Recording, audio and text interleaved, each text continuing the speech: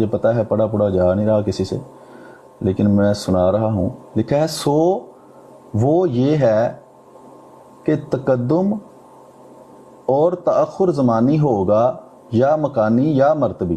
یہ تین نوعیں ہیں. باقی مفہوم تقدم و تأخر ان تینوں کے حق میں جنس اور ظاہر ہے کہ مثل چشم و چشمہ و ذات وغیرہ معانی لفظ عین ان تینوں میں یوں بعید نہیں.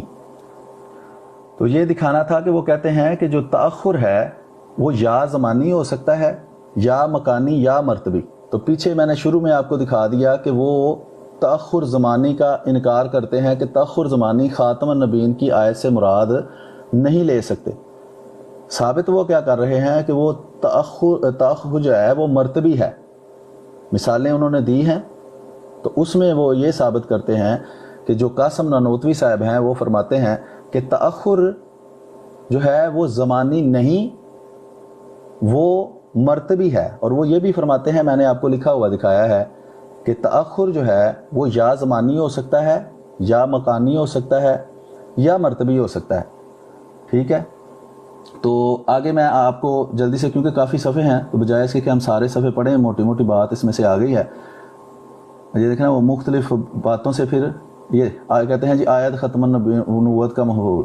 حاصل مطلب نظر امید ہے آ رہا ہوگا آپ کو. حاصل مطلب آیت اچھا باہر آ وکری ڈیوٹی میری تسی لائی ہے، نظر تے آ نہیں رہا تے میرا ہاتھ تھک گیا ہوں پھڑ کے ایک پاسے. چلو میں دوجے ہاتھ نہ پھاڑ لینا، کیونکہ وہ تو آپ کے پاس کتاب آپ پڑھ سکتے ہیں. میر صاحب آپ ویسے ہی پڑھ دیں نا، کیمرہ بند کر کے پڑھ دیں، کتاب ہے ان کے پاس، وہ دیکھ لیں گے.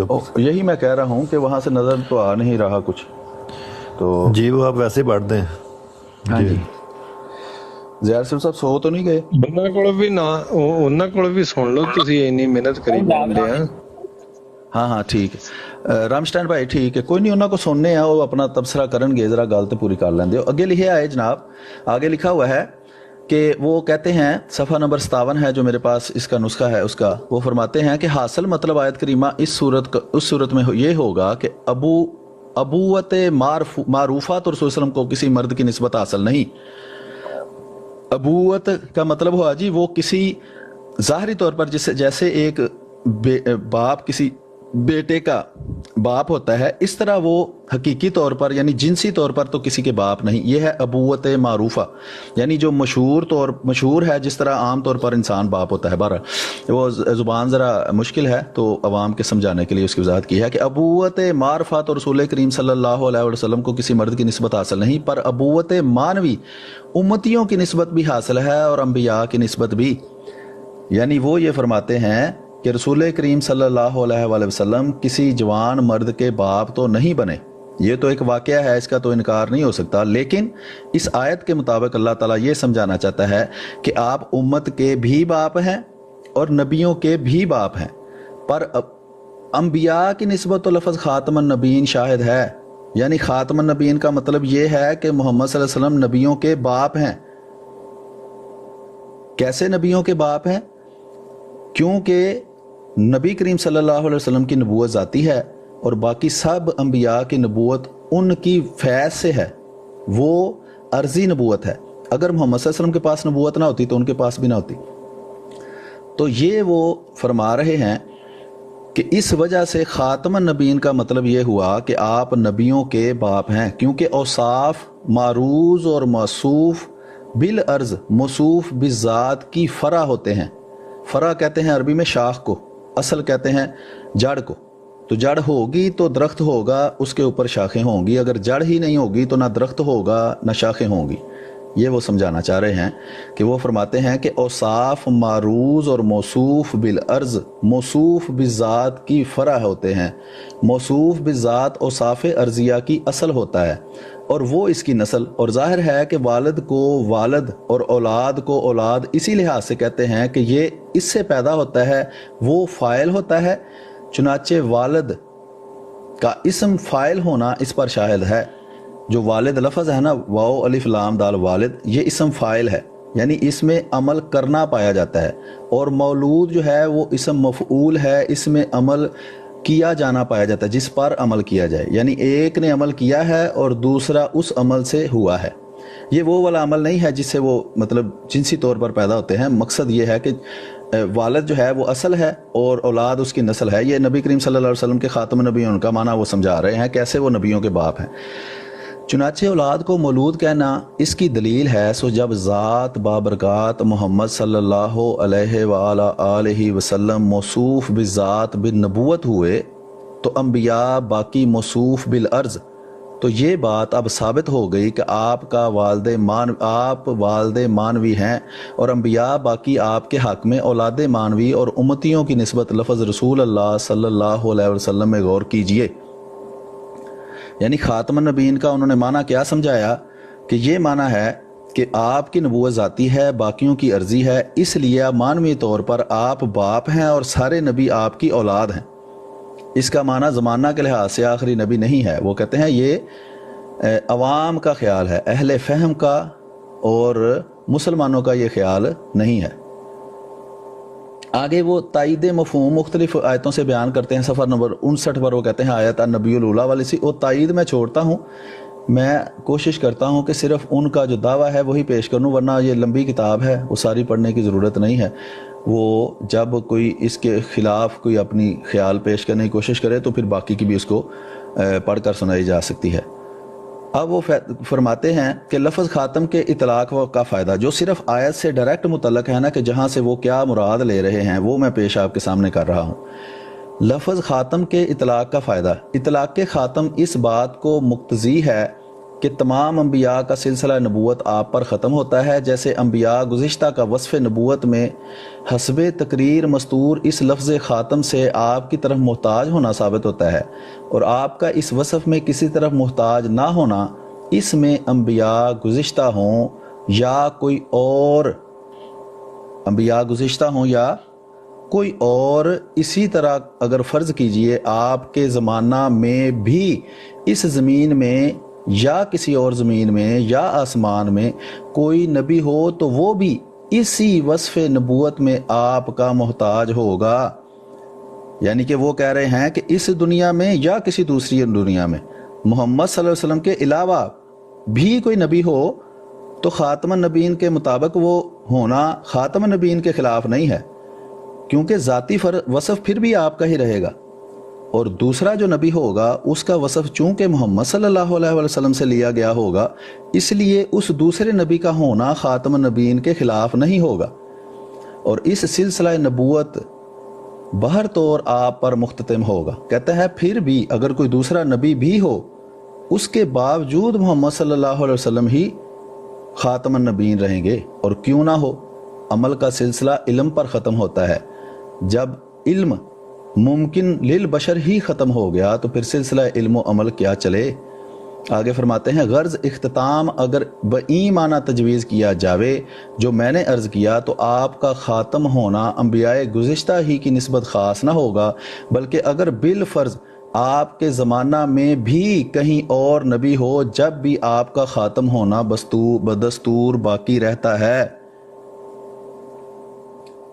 میں دوبارہ عرض کر دیتا ہوں تاکہ بات سمجھ آئے کہ ان کا فرمانا کیا ہے۔ وہ فرماتے ہیں کہ جو خاتم النبیین والی آیت ہے اس میں خاتم النبیین کا معنی زمانہ کے لحاظ سے آخری نہیں، بلکہ یہ معنی ہے کہ محمد صلی اللہ علیہ وسلم کی نبوت ذاتی ہے، باقی انبیاء کی نبوت ان کی وجہ سے اور عرضی ہے یا عارضی ہے، اس لیے حضرت نبی کریم صلی اللہ علیہ وسلم کے زمانہ میں اور کوئی نبی بھی ہوتا تو آپ کی خاتمیت پر کوئی فرق نہ پڑتا، کیونکہ نبوت ذاتی پھر بھی محمد صلی اللہ علیہ وسلم کی رہتی، اور وہ جو دوسرا نبی ہوتا اس کی نبوت آپ صلی اللہ علیہ وسلم کی نبوت کی عارض ہوتی، یعنی اس کے پاس پھر بھی ذاتی نبوت نہ ہوتی اور دوسرا نبی ہونے کے باوجود آپ خاتم النبیین ہی رہتے۔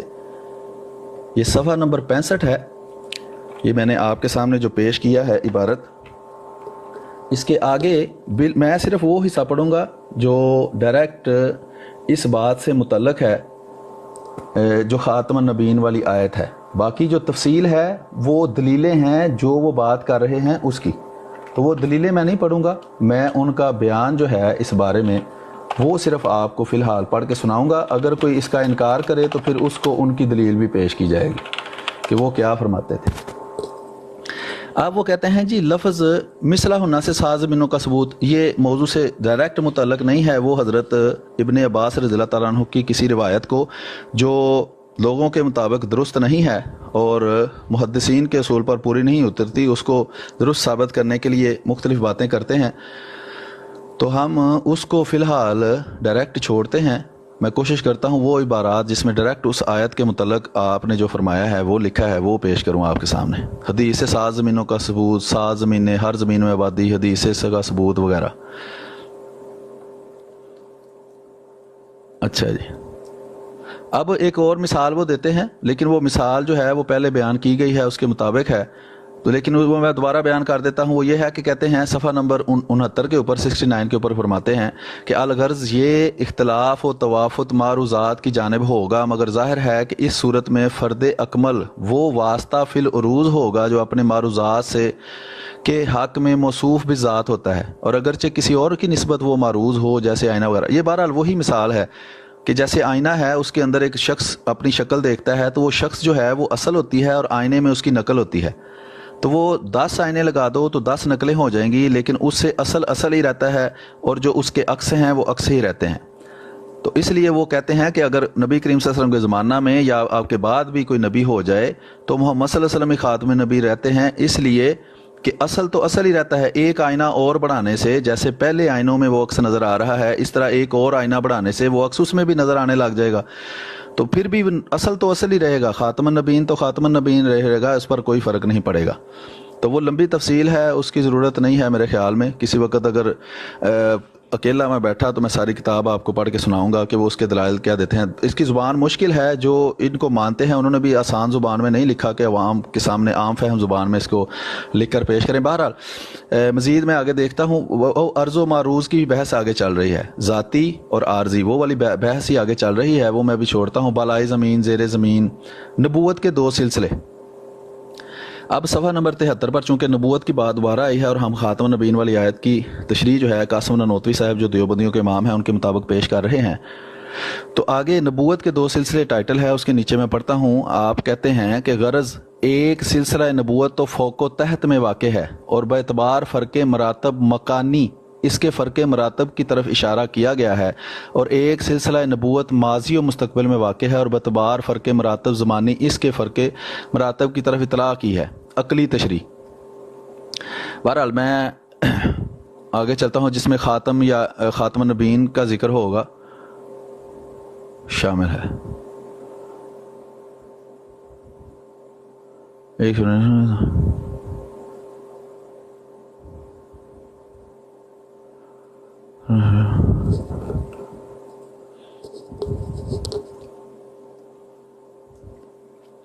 اچھا جی, میں یہ عبارت پڑھتا ہوں. ایک شبہ لکھ کر انہوں نے صفحہ نمبر 74 پر لکھا ہے کہ رہا یہ شبہ کہ زمانہ تو بعد ختم نبوت بھی باقی ہے.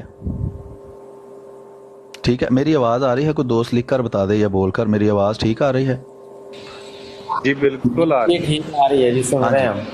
ہاں جی لکھا ہے صفحہ نمبر 74 پر. قاسم نانوتوی صاحب فرماتے ہیں کہ ایک شبہ رہا یہ شبہ کہ زمانہ تو بعد ختم نبوت بھی باقی ہے.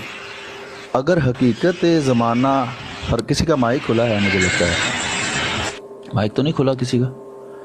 ہاں جی, یہ ہوسٹ بھائی روزہ رسول جو ہے اس کو بڑا کر دیں صلی اللہ علیہ وسلم, تو میں کرتا ہوں بات آگے. اچھا, لکھا ہے جی ایک شبہ رہا یہ شبہ کہ زمانہ تو مائک کسی کا کھلا ہے بھائی؟ میرا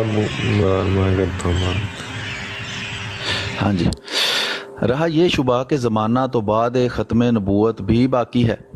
اگر حقیقت زمانہ حرکت مذکورہ ہے تو لازم آتا ہے کہ مقصود تک ابھی نہیں پہنچی اور رسول کریم صلی اللہ علیہ وسلم افضل البشر نہ ہوں. ٹھیک ہے جی, کیونکہ مقصود مطلوب نہیں, جو منتہائے حرکت مذکورہ ہوگا وہی افضل ہوگا. شبہ کا ازالہ, سو یہ شبہ قابل اس کے نہیں کہ اہل فہم کو موجب تردد ہو، مگر بئی ہما دفع خلجان کے لیے یہ معروض ہے کہ ہر حادثے زمانی کے لیے ایک عمر ہے کہ جس کی وجہ سے محققان صوفیاء کرام ہر حادث میں قائل تجدد امثال ہوئے۔ اس کے میں تھوڑی وضاحت کرتا ہوں۔ فرماتے ہیں کہ زمانہ ایک حرکت ہے، وہ فرماتے ہیں کہ ہر حادثے زمانے کے لیے ایک عمر ہے کہ جس کی وجہ سے محققان صوفیاء کرام ہر حادث میں قائل تجدد امثال ہوئے۔ اس کا مطلب یہ ہے، وہ کہتے ہیں کہ حادث انسان اور دوسری جو چیزیں ہیں وہ حادث ہیں، یعنی کہ وہ پیدا ہوتی ہیں کسی وقت، ازل سے وجود میں آتی ہیں اور پھر فنا ہو جاتی ہیں، پھر وجود ان کا ختم ہو جاتا ہے۔ وہ کہتے ہیں اسی لیے جو صوفیاء کرام ہیں وہ حادث میں قائل تجدد امثال ہیں۔ وہ اس بات کو مانتے ہیں کہ ذلی بروزی جو ہے کسی بھی انسان کا ذل اور بروز جو ہے وہ دنیا میں ظاہر ہوتا ہی رہتا ہے، قائل تجدد امثال ہیں حادث میں۔ یہ لکھا ہے انہوں نے، کیونکہ زمانہ ایک حرکت ہے، چنانچہ اس کا متجدد غیر قادح الذات ہونا اس کے معید ہے۔ اس صورت میں مسافات متعددہ ہیں اور حرکات، یہ اوپر اصل میں لمبی بحث انہوں نے کی ہے، کیوں کہ اوپر کو آسمانوں کی، نیچے کو زمینوں کی، اور اس کی وضاحت کے بعد اس سے وہ کہتے ہیں ایک شبہ پیدا ہوتا ہے کہ نبی کریم صلی اللہ علیہ وسلم کے بعد کیسے ثابت ہو کہ وہ بعد میں بھی افضل ہیں، اگر ان کے زمانہ میں یا ان کے زمانہ سے پہلے یہ جو نبوت ذاتی ہے اس کی وجہ سے وہ دوسرے نبیوں پر افضل ہیں، تو کیا نبی کریم صلی اللہ علیہ وسلم کے بعد جو ہے وہ بھی نبوت ذاتی کی وجہ سے اور کسی نبی کو نبوت ملنے کی وجہ سے کیا یہ ختم نبوت کی خاتم النبیین کا جو ان کا ٹائٹل ہے اس تشریح پر کوئی فرق پڑتا ہے جو قاسم نانوتوی صاحب فرما رہے ہیں؟ تو شبہ کا ازالہ، اچھا وہ نیچے میں آگے ہوں، لکھا ہے کہ سو بوجہ حصول مقصود اعظم ذات محمدی صلی اللہ علیہ وآلہ آلہ وسلم وہ حرکت مبدل بسکون ہوئی، البتہ اور حرکتیں ابھی باقی ہیں، اور زمانہ آخر میں آپ کے ظہور کی ایک یہ بھی وجہ ہے، غرض باعتبار زمانہ اگر شرف ہے تو زمانہ مستقبل میں ہے کہ وہ طرف مقصود ہے، نہ یہ کہ زمانہ مستقبل میں فی حد ذات ہی اشرف ہے، اور بتبار مکان جانب فوقانی تاکہ فوقیت مراتب پر دلالت کرے۔ وہ کہتے ہیں کہ جب ہم کسی کے مرتبہ کی بات کرتے ہیں تو مرتبہ کو ہم انسان سمجھنے کے لیے اوپر سے تشبیہ دیتے ہیں، لیکن یہ ضروری نہیں ہے کہ مرتبہ جو ہے صرف اوپر کو ہی جاتا ہے، وہ آگے کو بھی جاتا ہے۔ یعنی ہم کہتے ہیں کہ وہ بڑی اعلیٰ شان ہے، اعلیٰ کہتے ہی اونچے کو ہیں، بڑی اعلیٰ شان کا مطلب ہے اونچی شان ہے، یعنی ہم جو مرتبہ ہے، مقام ہے، کسی کی افضلیت ہے، اس کو اوپر سے تشبیہ دیتے ہیں۔ اور کسی کی شان گھٹانی ہو تو قرآن کریم کے اندر بھی اس کو اسفل السافلین کا لفظ استعمال آیا ہے کہ نیچے کو وہ جاتا ہے، جو اسفل ہو وہ نیچے جاتا ہے، جو افضل ہو وہ اوپر جاتا ہے۔ یہ وہ اپنے انسان دماغ کو سمجھانے کے لیے کہ مثال اللہ نے بنائی ہوئی ہے، ہمارا ذہن جو ہے ایسے اس کی ہوئی ہے ہماری زبان کی وجہ سے اور سمجھ کی وجہ سے، تو یہ وہ سمجھا رہے ہیں کہ یہ ٹھیک ہے کہ کسی کو افضل سمجھنے کے لیے دماغ جو ہے وہ اوپر کی طرف تصور کرتا ہے، جیسے اللہ تعالیٰ کے بارے میں ہے کہ اللہ اوپر ہے، حالانکہ وہ زمین میں بھی ہے اور زمین کے نیچے بھی ہے، زمین تو گول ہے، اس کے ارد گرد کائنات ہے، ہر جگہ پر اللہ تعالیٰ موجود ہے اپنی ہر صفت کے ساتھ۔ تو وہ کہتے ہیں کہ زمانہ مستقبل میں ہے، وہ طرف مقصود ہے، نہ یہ کہ زمانہ مستقبل فی حد ذات ہی اشرف ہے اور بتبار مکان جانب فوقانی تاکہ فوقیت مراتب پر دلالت کرے۔ باقی یہ فرق کہ نبی آدم کے بنی آدم کافر بھی ہوتے ہیں اور ملائکہ کافر نہیں ہوتے، یہ ملائکہ تعداد میں زیادہ ہیں۔ بہرحال وہ ایک اور بحث اندر شروع کر دیتے ہیں اپنی بات کی دلیل کے لیے، تو وہ الگ سے میں نے کوئی نشان نہیں لگائے ہوئے کہ صرف اس عبارت کو پڑھنا ہے، کتاب میں نے کھولی ہے اور اس سے عبارت پڑھ رہا ہوں، اس لیے بعض دفعہ ڈائریکٹ متعلق اس سے بات نہیں ہے، تو ساری بات اسی سے متعلق خاتم النبیین کی ساری تشریح ہے پوری کتاب، یہ جو قاسم نانوتوی صاحب کے مطابق ہے، لیکن بعض باتیں ایسی ہیں کہ ڈائریکٹ ابھی نہ بھی بتائی جائیں تو میرے خیال میں کہ وہ ڈائریکٹ جو ان کا موقف ہے اس سے تعلق نہیں رکھتی، بعض ان کے دعویٰ جات ہیں اور بعض اس کے دلائل ہیں، تو میں ان کے صرف دعویٰ جات پیش کروں گا کہ وہ کہتے کیا ہیں، ان کا موقف کیا ہے، اس کی دلیل کیا ہے، وہ دلیل وہ مانگے گا جو اس چیز کا انکار کرے گا، تو جو اس کا اقرار کرے گا کہ جو لکھا ہے ٹھیک لکھا ہے تو بات ختم، اس کا موقف ہمارے پاس آ جائے گا۔ اور بنی آدم کم، سو اس کا جواب یہ ہے کہ یہ فرق اطلاق ممارست میں قادر نہیں، یہ جو راکم سطور نے عرض کیا تھا کہ وہ تباین، بہرحال میں دیکھتا ہوں اگر اس میں نبوت کا کہیں ذکر آتا ہے، وہ فرشتوں کی طرف چلے گئے ہیں مسلمان جو ہوتے ہیں. اچھا جی، مناسبت یقینی یہ وہ آیت میں تشبیہ نسبت ہے نہ کہ تشبیہ مفرد. اللہ تعالیٰ خلق بہرحال تشبیہ نسبت مثال قرآن آسمانی اور زمینی مخلوق ناس انسان جسم کو ناصر ہے زمینی والے ہر. اچھا جی،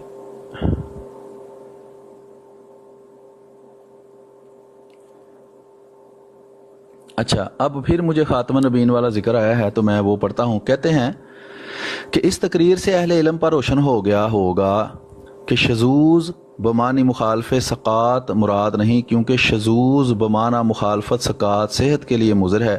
جو حدیث بئی معنی شاذ ہے وہ صحیح نہیں ہو سکتی. بئی ہما مخالفت اور میں مخالفت کا اکتا بھی تقریر گزشتہ سے کھل گیا. اگر اثر حضرت عبداللہ ابن عباس رضی اللہ تعالیٰ عنہ مخالف تھے تو جملہ خاتم النبیین کے مخالف تھا، یا ان احادیث کے معارض تھا جو مبین اور مفسر معنی خاتم النبیین ہیں. سو بعد مطالعہ تقریر گزشتہ اہل فہم پر کو تو انشاءاللہ کچھ تردد نہ رہے گا کہ اثر مذکور معید مثبت معنی خاتم النبیین ہے نہ کہ مخالف. حضرت ابن عباس نے فرمایا تھا کہ جس طرح 7 آسمان ہیں اس طرح 7 زمینیں ہیں. تو لوگوں کے دل میں یہ بات پیدا ہوئی کہ اگر دوسری زمینیں ہیں 7 تو اس میں کیا 7 محمد صلی اللہ علیہ وسلم بھی ہیں؟ اگر وہ ہماری زمین سے مشابہ ہیں تو کیا ہر زمین میں ایک محمد صلی اللہ علیہ وسلم بھی ہیں؟ یا کیا ان زمینوں کی طرف اگر انسان ان میں بستے ہیں تو کیا ان کی طرف انبیاء بھی آئے ہیں؟ اب سوال یہ ہے اگر ان کی طرف انبیاء آئے ہیں تو کیا ان کی طرف انبیاء آنے سے محمد صلی اللہ علیہ وسلم خاتم النبی نہیں رہے؟ تو اس کا وہ جواب دے رہے ہیں. انہوں نے ایک ایسا خاتم النبیین کا معنی کیا ہے کہ جب مرضی جہاں مرضی کائنات میں کوئی نبی آ جائے ختم نبوت پر کوئی فرق، خاتم النبیین کے اس معنی پر کوئی فرق نہیں پڑتا کہ محمد صلی اللہ علیہ وسلم کی نبوت ذاتی ہے اور باقی انبیاء کی نبوت عارضی ہے. وہ آپ کے بعد جتنے مرضی نبی آتے رہیں، پیدا ہوتے رہیں، نبوت ملتی رہے، محمد صلی اللہ علیہ وسلم کی نبوت ذاتی رہے گی، اس لیے خاتم النبیین پر کوئی فرق نہیں پڑے گا. یہ ہے لب لبا ان کی ساری معروضات کا. بہرحال میں آگے دیکھتا ہوں خاتم النبیین کا یا ختم نبوت کا ذکر ہو. اچھا جی،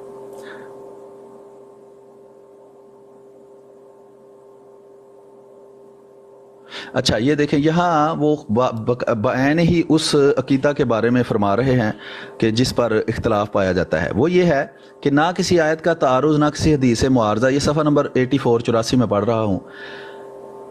لکھا ہے کہ اقرار اراضی زائد. اب وہ کہتے ہیں علاوہ بری بر تقدیر خاتمیت زمانی انکار اثر مذکور میں قدر نبی کریم صلی اللہ علیہ وسلم میں کچھ افزائش نہیں. ظاہر ہے وہ کہتے ہیں اگر خاتمہ نبیین کا معنی یہ مان لیں کہ آپ صلی اللہ علیہ وسلم کی جو ہیں آپ صلی اللہ علیہ وسلم ہیں وہ زمانہ کے لحاظ سے آخری نبی ہیں تو نبی کریم صلی اللہ علیہ وسلم شان میں کچھ فائدہ اس میں کچھ بڑھتی نہیں ہے، شان بڑھتی نہیں اس سے، اس لیے یہ معنی کرنا درست نہیں ہے. ظاہر ہے کہ اگر ایک شہر آباد ہو اور اس کا ایک شخص حاکم ہو یا سب سے افضل تو بعد اس کے اس شہر کے برابر دوسرا ویسا ہی شہر آباد کیا جائے اور اس میں بھی ایسا ہی ایک حاکم ہو یا سب سے افضل، تو اس شہر کی آبادی اور اس کے حاکم کی حکومت یا اس کے فرد افضل کی افضلیت سے حاکم یا افضل شہر اول کی حکومت یا افضلیت میں کچھ کمی نہ آ جائے گی. وہ کہتے ہیں اگر محمد صلی اللہ علیہ وسلم اس دنیا میں خاتم النبیین ہیں اور سب سے افضل ہیں، اب اگر ایک اور دنیا ہو اور اس میں بھی انبیاء ہیں اور اس میں اس زمانے کا نبی یا اس علاقے اس زمین کا نبی ہو جو وہاں بھی ایک خاتم النبیین ہو، تو اس سے کیا فرق پڑتا ہے؟ کوئی فرق نہیں پڑتا. یعنی 7 زمینیں ہیں تو 7 خاتم النبیین بھی ہو سکتے ہیں، اس سے کیا فرق پڑتا ہے؟ ہر ایک بندہ اپنی زمین کے لیے خاتم النبیین ہوگا. یعنی ان کے جو وہ معنی کرتے ہیں افضل ترین ہونا، تو وہ فرماتے ہیں کہ ہر ایک خاتم النبیین ہر زمین کا اپنی زمین کے لیے خاتم النبیین یعنی سب سے افضل نبی ہوگا. وہ کہتے ہیں اگر در صورت تسلیم اور 6 زمینوں کے وہاں کے آدم نو وغیرہ علیہم السلام یہاں کے آدم اور نوح علیہ الصلوۃ والسلام وغیرہ ہم سے زمانہ سابق میں ہوں تو باوجود مواصلت کلی بھی آپ کی خاتمیت زمانی سے انکار نہ ہو سکے گا.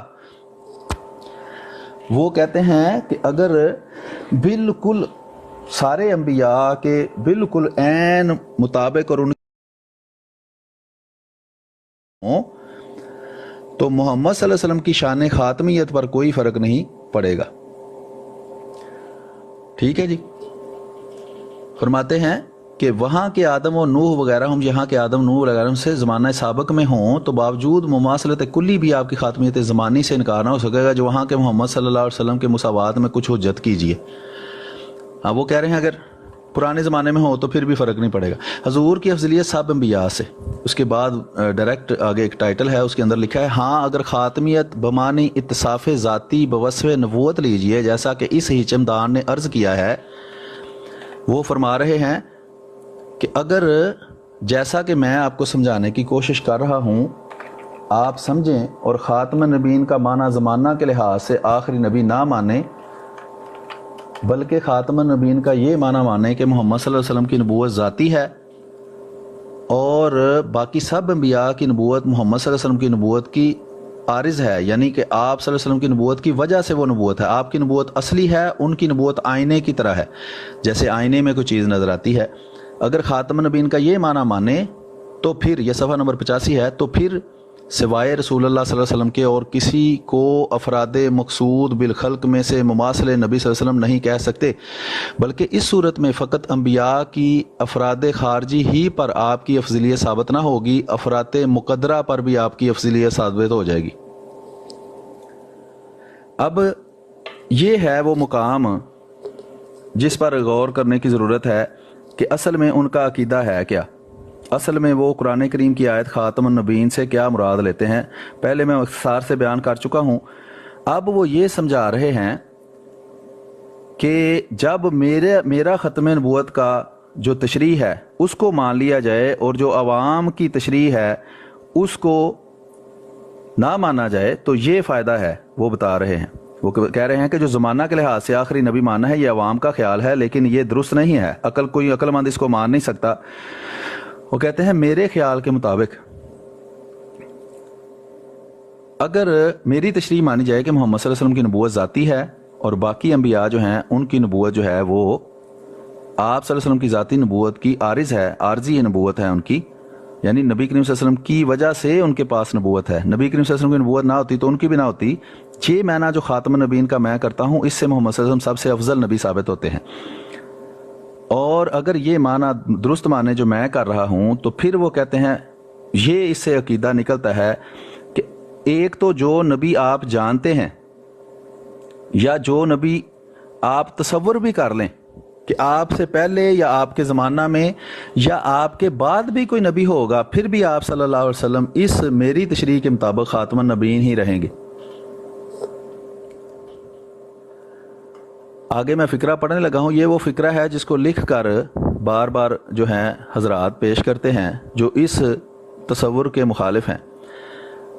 کہتے ہیں کہ بلکہ اگر بالفرض بعد زمانہ نبوی صلی اللہ علیہ وسلم کوئی نبی پیدا ہو تو پھر بھی خاتمیت محمدی صلی اللہ علیہ وسلم میں کچھ فرق نہ آئے گا. دوبارہ میں عرض کر دیتا ہوں, غور سے سنیں. نیچے ٹیکسٹ مزدوری جو ہے وہ کر رہے ہیں دوست لیکن بات نہیں غور سے سن رہے. جو نیچے لکھنے والے ہیں وہ سن رہے ہیں. زیار سود صاحب آپ جاگ رہے ہیں؟ ہاں جی جاگ رہے ہیں جی, سن رہے ہیں جی. آپ اعتراض کا اپنی جی میں پوری طرح سن رہا ہوں. زیارت سننا ان کے لیے ضروری تھا. ایک نیچے آ گیا ان کا کہ مطلب کہ گفتگو نہیں ہوئی تو کافی لمبی بات ہوگی تو وہ انہوں نے نیچے میسج کیا ہے. کوئی نہیں آپ کریں ان کے ساتھ میسج میں بات. وہ میری بات جو آپ بھی سن رہے ہیں ظاہری بات ہے. چلیں میں نے سورہ کنفرم کرنا تھا, بعض دفعہ مسئلہ بھی ہو جاتا ہے. تو کیا فرماتے ہیں جی قاسم نانوتوی صاحب فرماتے ہیں کہ خاتم النبیین کی جو تشریح میں کرتا ہوں کہ اس کا مطلب زمانہ کے لحاظ سے آخری نبی نہیں ہے بلکہ اس کا مطلب یہ ہے کہ محمد صلی اللہ علیہ وسلم کی نبوت ذاتی ہے, باقیوں کی عارضی ہے. تو اس کے بارے میں وہ فرماتے ہیں کہ اس تشریح کو آپ مانیں تو اس کے مطابق اگر بالفرض بعد زمانہ نبی کوئی نبی پیدا ہو تو پھر بھی خاتمیت محمدی صلی اللہ علیہ وسلم میں کچھ فرق نہ آئے گا.